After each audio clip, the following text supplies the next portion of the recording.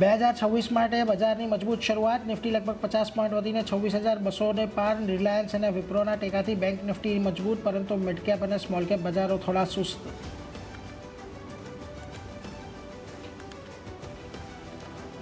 Oil અને gas શેરોમાં સતત બીજા દિવસે ખરીદી. આજે ઇન્ડેક્સ લગભગ 1% વધ્યો. અદાણી ગેસ લગભગ 6% વધ્યો. અમુક ફાઇનાન્શિયલ્સ, કેપિટલ ગુડ્સ, મેટલમાં મજબૂતી, પરંતુ કેપિટલ માર્કેટ અને ડિફેન્સમાં નબળાઈ. બંને ઇન્ડેક્સ લગભગ 0.5% વધુ ઘટ્યા.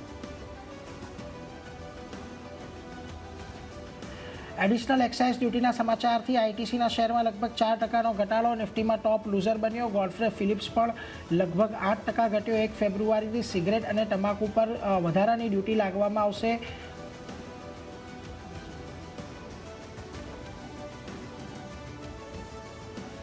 મજબૂત ઓટો વેચાણે એસ્કોર્ટ કુબોટાના ટોપ પર પહોંચાડ્યો. શેર લગભગ 3% વધ્યો. ડિસેમ્બરમાં કંપનીના ટ્રેક્ટર વેચાણમાં લગભગ 39%નો વધારો, જ્યારે વીએસટી ટીલર્સના કુલ વેચાણમાં 30%નો વધારો. તો અન્ય ઓટો શેર્સમાં પણ આજે ખરીદીના મૂડમાં.